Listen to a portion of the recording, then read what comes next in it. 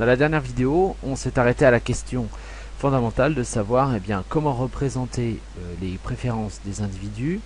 Et on a vu que sur ce graphique-là, quand on va plus en haut à droite à partir d'un point donné, l'individu plus satisfait parce qu'il a plus de choses. Quand on va en bas à gauche, à partir d'un point donné, le point A, l'individu est moins satisfait, U baisse, parce que l'individu a moins de choses. Et donc on a dit, ça c'est pas forcément, ça ne nous dit pas forcément quelque chose sur les goûts de l'individu, ça nous dit simplement qu'il est rationnel et qu'il préfère avoir plus plutôt qu'avoir moins.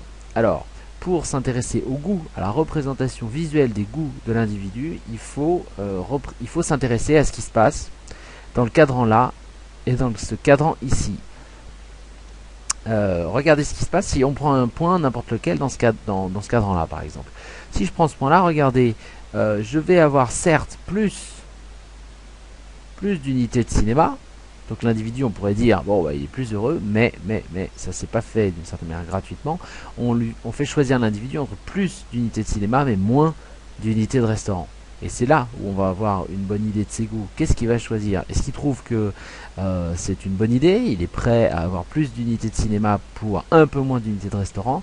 Ou alors est-ce qu'il va trouver que finalement c'est pas quelque chose qui lui apportera plus de satisfaction et donc il va rejeter ce choix?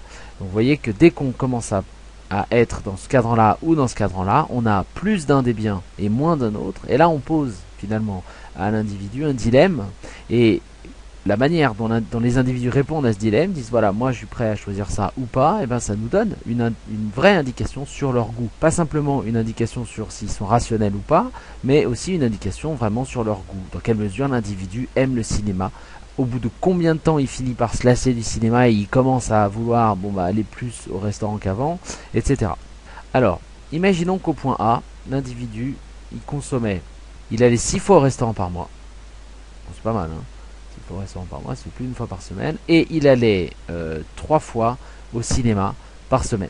Donc on va mettre l'individu face à un dilemme, et ce dilemme va nous permettre d'être dans ce cadran là ou dans ce cadran là.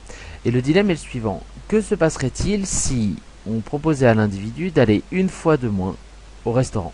Donc si on propose à l'individu d'aller une fois par mois de moins au restaurant, la question qu'on pourrait se poser, c'est combien de places de cinéma en plus accepterait-il en compensation? Donc en compensation, ça voudrait dire pour rester au même niveau de satisfaction, pour que sa satisfaction n'ait pas bougé.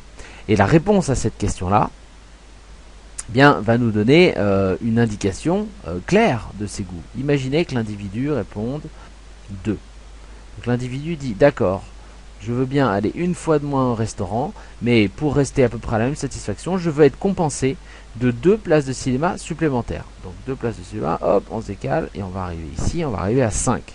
Donc on va avoir un nouveau point.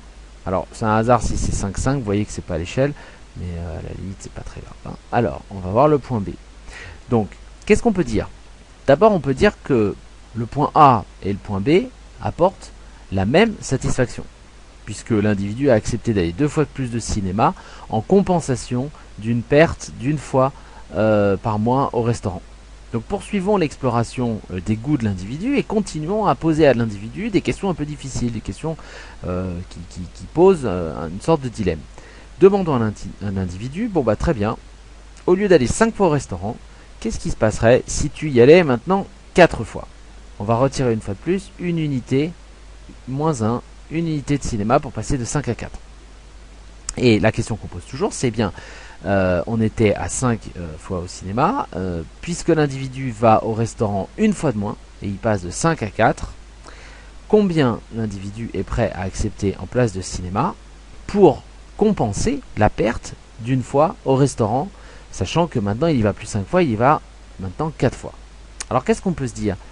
On peut imaginer que l'individu pourrait répondre 2, il pourrait répondre la même chose qu'avant. Il pourrait dire pour passer de 6 à 5, j'ai perdu une unité de restaurant, j'ai accepté d'être compensé par 2 unités de cinéma. On pourrait imaginer que l'individu dit en passant de 5 à 4 fois au restaurant, j'accepterais aller 2 fois, 2 places de cinéma en plus, et donc il donnera à peu près la même réponse. Mais on peut imaginer aussi, et c'est là je pense l'intérêt C'est là où le raisonnement devient un peu intéressant. On peut imaginer aussi que finalement l'individu dit bon, regardez, on était à 6 restaurants par mois, on est passé à 5 restaurants par mois. Puis maintenant, on a retiré encore un restaurant par mois, on arrive à 4 restaurants par mois. Vous voyez que le restaurant se fait plus rare. Et donc a priori, l'individu pourrait aussi se dire, et c'est une des hypothèses qu'on va retenir, on va le voir en détail après, l'individu pourrait se dire, bon bah là, je commence à avoir plus trop de restaurants par mois, j'y vais de moins en moins. Donc pour accepter qu'on me retire, pour accepter d'y aller une fois en moins, en passant de 5 à 4, eh bien je vais plus accepter 2 places de cinéma en échange, mais peut-être plus 3. On va se retrouver sur un autre point. Il va y aller 4 fois, et puis bah là, 5 plus 3, on va dire que c'est le point C. Donc 5 plus 3, ça fait donc ici, on va être à 8. Bien. Donc on pourrait continuer à poser la question à un individu.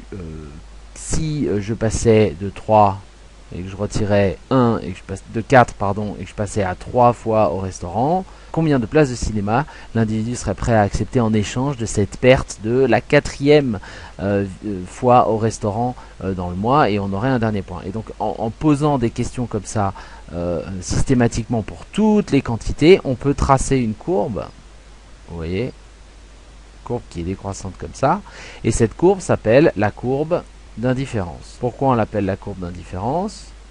Elle s'appelle la courbe d'indifférence parce que A, B et C sont des combinaisons de biens 6 fois au restaurant et 3 fois au cinéma, 5 fois au restaurant mais 5 fois au cinéma, 4 fois au restaurant mais 8 fois au cinéma. Ce sont des combinaisons de biens qui permettent d'avoir la même utilité. L'individu est donc indifférent entre le point A, le point B et le point C. Tous les points de la courbe, si on imaginait que les quantités, au lieu de ce soit 6, 5, 4, et que ce soit des quantités comme ça discrètes, si c'était des quantités comme ça infinitésimales, et que là on pouvait raisonner tac tac tac tac tac tac tac de manière infinitésimale, et bien là on aurait une courbe comme ça complètement continue qui représenterait toutes les combinaisons de quantité de cinéma et de quantité de restaurants qui amènent à la même satisfaction.